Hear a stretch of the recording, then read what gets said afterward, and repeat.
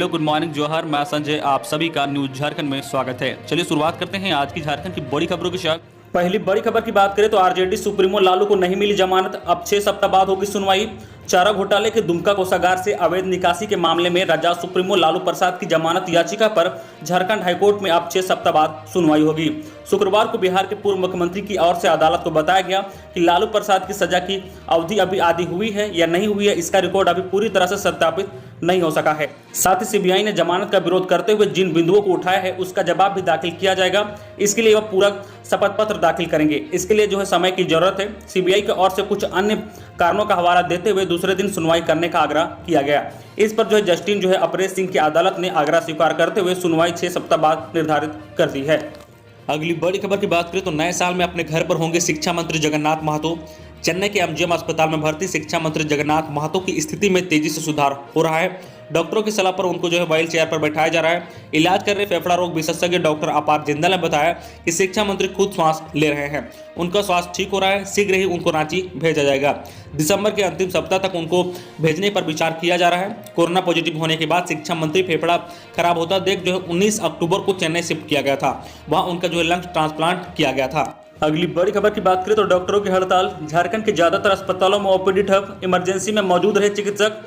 आयुर्वेदिक चिकित्सकों को modern medicine practice करने, विभिन्न तरह की सर्जरी करने और दांतों के चिकित्सक के अधिकार देने के विरुद्ध में इंडियन मेडिकल एसोसिएशन के डॉक्टर देशव्यापी आंदोलन किए। शुक्रवार को हड़ताल की घोषणा की गई। इसके तहत रांची में रिम्स, सदर अस्पताल और प्राइवेट अस्पतालों में ओपीडी बंद रही। रांची के अलावा झारखंड के अन्य जिलों का भी यही हाल रहा। ओपीडी में डॉक्टर नहीं बैठे पर इमरजेंसी सेवा बहाल रही, इसलिए मरीजों को ज्यादा तकलीफ नहीं हुई। अगली बड़ी खबर की बात करें तो मैट्रिक में 30 और इंटर में 40% प्रश्न रहेंगे ऑब्जेक्टिव। जैक की 2021 की मैट्रिक और इंटर परीक्षा का वेटेज और मार्क्स तय कर लिया गया है। मैट्रिक में जहां विज्ञान छोड़कर हर विषय में 30% प्रश्न ऑब्जेक्टिव रहेंगे, वहीं इंटर में इस तरह के 40 प्रश्न रहेंगे। मैट्रिक साइंस में 20% सवाल ऑब्जेक्टिव रहेंगे और 10% का प्रैक्टिकल होगा। मैट्रिक में इस बार 10% अंक की इंटरनल असेसमेंट के रूप में दिए जाएंगे। स्कूली शिक्षा एवं साक्षरता विभाग ने पहली बार वेटेज और मार्क्स तय कर जैक को भेज दिया है। जैक अगले 102 दिनों में इसे जारी करेगा। सरकार ने कोरोना को देखते हुए सिलेबस में 40% की कटौती की थी। इसी आधार पर 2021 की परीक्षा पैटर्न में बदलाव करने का निर्णय लिया गया था। अगली बड़ी खबर की बात करें तो बनेगा world trade centre pharma park. मुख्यमंत्री हेमंत सोरेन ने शुक्रवार को प्रोजेक्ट भवन में आईटी, उद्योग विभाग व परिवहन विभाग की समीक्षा की। इस मौके पर उन्होंने पदाधिकारियों से कहा कि जो उद्योग ज्यादा रोजगार सृजन करेंगे उन्हें प्राथमिकता दी जाएगी। उन्होंने राज्य में साइकिल मैन्युफैक्चरिंग उद्योग लगाने की बात भी कही है। इसके लिए प्रस्ताव मांगने का निर्देश दिया है। इस मौके पर मुख्यमंत्री ने उद्योग सचिव ने जानकारी दी है। रांची में वर्ल्ड ट्रेड सेंटर व फार्मा पार्क और नामकुम में आईटी सेंटर बनाने का प्रस्ताव है। फार्मा पार्क में दवा उद्योग को विकसित किया जाएगा। सीएम ने खाद्य प्रसारण, लघु एवं कुटीर उद्योग को बढ़ावा देने और बाजार की उपलब्ध कराने की बात कही है। साथ ही मिट्टी के बर्तनों को बढ़ावा देने का भी निर्देश दिया है। अगली बड़ी खबर की बात करें तो कोरोना प्रोटोकॉल के साथ रेलवे भर्ती परीक्षा। रेलवे के 1,40,000 पदों को भरने के लिए कंप्यूटर आधारित परीक्षा कोविड-19 संबंधित सभी प्रोटोकॉल का पालन करते हुए आयोजित की जाएगी। इसमें से 2,44,00,000 अभ्यर्थी शामिल होंगे। सभी अभ्यर्थियों को एक घोषणा पत्र पर हस्ताक्षर करने होंगे कि परीक्षा में बैठने के लिए वो फिट हैं। परीक्षा का पहला चरण 15 से 18 दिसंबर तक होगा। दूसरा चरण परीक्षा 18 दिसंबर से मार्च 2021 तक चलेगी। तीसरा चरण परीक्षा जून 2021 के अंत तक चलेगी। परीक्षा केंद्रों पर अभ्यर्थियों की थर्मल गन से जांच की जाएगी। अगली बड़ी खबर की बात करें झारखंड मौसम विभाग से कि रविवार से बदलेगा मौसम का मिजाज। रविवार से मौसम का मिजाज बदल सकता है। राज्य के कुछ हिस्सों में बारिश हो सकती है। मौसम विभाग ने 16 दिसंबर तक बारिश होने का अनुमान लगाया है। मौसम में बदलाव का असर करीब करीब पूरे राज्य में रहेगा। इस दौरान न्यूनतम तापमान चढ़ेगा और अधिकतम तापमान गिर सकता है। इससे ठंड का एहसास ज्यादा होगा। अगली बड़ी खबर की बात करें तो 14 से चलेगी रांची से बोकारो पैसेंजर ट्रेन। 14 दिसंबर से रांची से बोकारो के लिए पैसेंजर ट्रेन चलेगी। इस ट्रेन के चलने से नौकरी पेशा और प्रतिदिन आने जाने वाले लोगों को काफी लाभ होगा। इस ट्रेन के बाद लोहरदगा पैसेंजर ट्रेन सहित अन्य ट्रेनों का परिचालन शुरू होगा। इस संबंध में रेलवे की ओर से जल्द सूचना जारी की जाएगी। ट्रेन संख्या 58033 Bokaro steel city Ranchi passenger Bokaro से सुबह 9 बजे खुलकर दोपहर 12:20 पर रांची पहुंचेगी।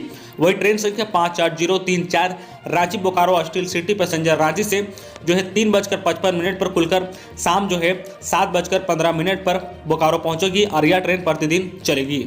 अगली बड़ी खबर की बात करें झारखंड कोरोना अपडेट को लेकर तो राज्य में 174 नए कोरोना संक्रमित मिले हैं, जबकि 2 संक्रमितों की मौत हो गई है। शुक्रवार को कोरोना के कुल 174 नए संक्रमित मिले हैं। इसमें से आधे से अधिक 93 नए संक्रमित केवल रांची से मिले हैं। रांची में कुल 53.44% मरीज मिले हैं। वहीं शुक्रवार को 2 मरीजों की मौत हो गई है। इसमें से बोकारो व हजारीबाग से एक मरीज शामिल है। राज्य में अब तक कुल 995 कोरोना संक्रमितों की मौत हो गई है। वही अब तक 1,11,177 संक्रमित मिल चुके हैं। इसमें से 1,08,488 संक्रमितों की रिपोर्ट नेगेटिव आ चुकी है। इस समय कुल एक्टिव केस 1694 है। नए संक्रमितों में रांची से 93, बोकारो से 20, देवघर से 2, धनबाद से 12, पूर्वी सिंहभूम से 8, गढ़वा, लोहरदगा, गोड्डा व गुमला से 3, गिरिडीह व हजारीबाग से 4, पश्चिम सिंहभूम से 6 संक्रमित मिले हैं। वही झारखंड में शुक्रवार को 168 संक्रमितों की रिपोर्ट नेगेटिव आई है। अगली बड़ी खबर की बात करें तो कृषि कानून के विरोध में भारतीय किसान यूनियन ने सुप्रीम कोर्ट का दरवाजा खटखटाया। कृषि कानून के विरोध में दिल्ली में प्रदर्शन कर रहे किसानों ने अब सुप्रीम कोर्ट का दरवाजा खटखटाया है। भारतीय किसान यूनियन की ओर से दायर याचिका में कहा गया है कि नए कानून उन्हें कॉर्पोरेट लालच का शिकार बना देंगे। सरकार से कई दौर की बातचीत और संशोधन प्रस्ताव खारिज करने के बाद किसानों ने एक तरफ आंदोलन तेज करने का फैसला किया है, तो दूसरी तरफ उन्हें न्यायपालिका का भी सहारा लिया है। अगली बड़ी खबर की बात करें तो सूबे के 40 स्कूलों में लगेंगे 1,000 पेड़। केंद्र सरकार की योजना के अंतर्गत सूबे के स्कूलों में नर्सरी का प्रस्ताव तैयार कर लिया गया है। इसके तहत पहले चरण में राज्य के 40 स्कूलों में 1,000 पौधे लगाए जाएंगे, ताकि बच्चों में पर्यावरण के प्रति प्रेम बढ़े और पर्यावरण की रक्षा के लिए वह सजग बने। केंद्र सरकार के दिशा निर्देश के अनुसार वन विभाग ने प्रस्ताव तैयार कर वन विभाग एवं जलवायु परिवर्तन मंत्रालय को भेज दिया है। वन विभाग के अधिकारियों का कहना है कि केंद्र से स्वीकृति मिलने के बाद स्कूलों को चिन्हित कर पौधारोपण शुरू कराया जाएगा। सभी राज्यों में यह योजना शुरू की जा रही है। झारखंड में भी तैयारी कर ली गई है। पहले चरण में 40 स्कूलों में नर्सरी शुरू की जाएगी। अगली बड़ी खबर की बात करें तो तंबाकू उत्पाद बिक्री के लिए वोटर और आधार कार्ड जरूरी। राजधानी में तंबाकू उत्पाद की बिक्री करने वाले दुकानदारों को रांची नगर निगम केवल वोटर आईडी कार्ड व आधार कार्ड के आधार पर लाइसेंस जारी करेगा। निगम ने यह कदम इन दुकानदारों की सुविधा के लिए उठाया है। निगम का मानना है कि अपेक्षाकृत कमजोर तबके के लोग ही तंबाकू उत्पाद की बिक्री के कार्य में लगे हुए हैं। कोई सड़क किनारे पान गुमटी व ठेला लगाकर इसकी बिक्री कर रहा है, तो कोई स्टॉल लगाकर। ऐसे में इन लोगों के लिए अगर होल्डिंग रसीद की बाध्यता व कचरा यूजर चार्ज की बाध्यता रखी जाए तो इन शर्तों को ये पूरा नहीं कर सकते। डिप्टी मेयर संजीव विजयवर्गीय ने बताया कि तंबाकू उत्पाद की बिक्री करने वाले सभी दुकानदारों को राज्य सरकार के गाइडलाइन के अनुसार लाइसेंस लेना है। दुकानदारों को किसी तरह की परेशानी न हो, इसके लिए निगम ने आधार व वोटर कार्ड को जरूरी किया है। अगली बड़ी खबर की बात करें तो विरोध, पारंपरिक हथियार लेकर आदिवासियों ने की बैठक। कहा, हमें नक्सलियों से ज्यादा पुलिस से खतरा है। डुमरी में नक्सलियों के खात्मे के लिए सरकार की ओर से प्रभावित क्षेत्र टेसाफुली में सीआरएफ कैंप प्रस्तावित किया गया है, ताकि आसपास के इलाके को नक्सलियों के प्रभाव से मुक्त कराया जाए। लेकिन ग्रामीण नहीं चाहते हैं कि टेसाफुली गांव में सीआरएफ कैंप बने। ग्रामीणों का मानना है कि नक्सलियों से अधिक खतरा उन लोगों को पुलिस से है। नक्सली के नाम पर पुलिस ग्रामीणों पर भी जुल्म करेंगे। महिलाओं की इज्जत आबरू पर भी खतरा बढ़ जाएगा। वे लोग बगैर पुलिस कैंप के ही सुरक्षित है। लिहाजा सरकार इस निर्णय को अविलंब वापस ले, अन्यथा ग्रामीण किसी भी हद तक गुजरने को तैयार है। अगली बड़ी खबर की बात करें तो 20 से 22 तक झारखंड चैम्बर चुनाव। 20 से 22 दिसंबर तक मोराबादी मैदान स्थित वृंदावन गार्डन में चैम्बर चुनाव संपन्न होगा। सुबह 10 बजे से शाम 4 बजे तक सदस्य वोट डाल सकेंगे। कोरोना महामारी को लेकर एक जगह पर अधिक भीड़ न हो, इसके लिए झारखंड चैम्बर चुनाव एक दिन में नहीं 3 दिनों में संपन्न कराया जाएगा। इसकी तैयारी की जा रही है। 22 दिसंबर की शाम 4 बजे तक वोट डालने के बाद चुनाव परिणाम की घोषणा की जाएगी। चुनाव में लगभग 3500 सदस्य वोट डाल सकेंगे। वही चुनाव शुरू होने के एक दिन पहले 19 दिसंबर को चैम्बर भवन में आम सभा होगी।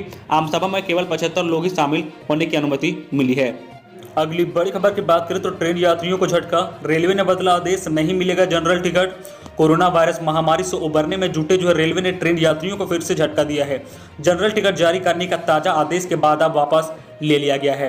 नए आदेश के मुताबिक पैसेंजर और एक्सप्रेस ट्रेनों में यात्री अभी जनरल टिकट से यात्रा नहीं कर सकेंगे।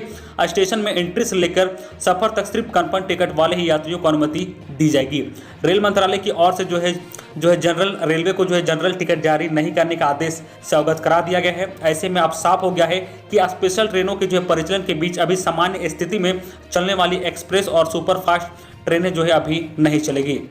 तो ये थी आज की झारखंड की टॉप बड़ी खबरें। इसी तरह झारखंड की हर छोटी बड़ी खबर देखने के लिए आप हमारे चैनल न्यूज झारखंड चैनल को सब्सक्राइब करके बेल आइकन प्रेस कर दीजिए, जिससे आपको झारखंड की हर छोटी बड़ी खबर का अपडेट अब तक पहुंचता रहे।